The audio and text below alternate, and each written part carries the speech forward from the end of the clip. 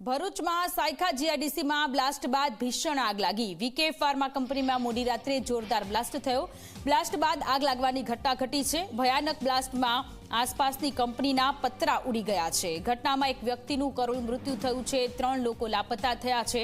18 જેટલા કામદારો ઘાયલ થતા સારવાર માટે હોસ્પિટલ ખસેડવામાં આવ્યા છે। ભરૂચના સાયખા જીઆઈડીસીની આ ઘટના છે કે જ્યાં વીકે ફાર્મા કંપનીમાં કોઈ અગમ્ય કારણોસર જોરદાર બ્લાસ્ટ થયો અને ત્યાર પછી આગ લાગવાની ઘટના સામે આવી।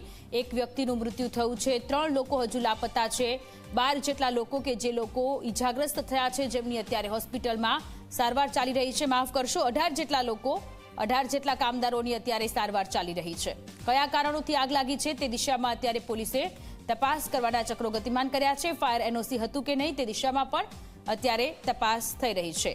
સંવાદદાતા ભરત આપણી સાથે જોડાયેલા છે। ભરત, ભરૂચના સાયખામાં વીકે ફાર્મા કંપનીમાં આગ લાગવાની ઘટના સામે આવી છે, હાલની સ્થિતિ શું છે? ચોક્કસ જણાવી દઉં, અત્યારે તો હાલમાં પુલિંગની પ્રક્રિયા ચાલુ છે। આગ પર કાબુ મેળવાઈ ગયો છે, પરંતુ જે વહેલી સવારે પરોડિયામાં જે બ્લાસ્ટ થયો તેમાં આખો કંપનીનો પ્લાન્ટ જે છે તે ઉડી ગયો છે અને એમાં આગ લાગી હતી। ત્યારબાદ 3 જેટલા કામદારો મિસિંગ અત્યારે બતાવવામાં આવી રહ્યા છે, જ્યારે એક કામદારનું મોત નીપજ્યું છે। 15 થી 20 જેટલા કામદારોને ઈજા પહોંચતા અલગ અલગ હોસ્પિટલોમાં ખસેડવામાં આવ્યા છે। ત્યારે આ ઘટના ખૂબ જ ગંભીર હતી અને તાત્કાલિક તમામ જે ફાયરની ટીમ છે તેમજ ફેક્ટરી ઇન્સ્પેક્ટર છે, તમામ લોકો અત્યારે હાલ કંપનીની વિઝિટ પર પહોંચી ગયા છે અને શું ઘટના હતી, આગવાના કે બ્લાસ્ટ થવાના કારણો શું હતા તે બાબતે તપાસ હાથ ધરી છે।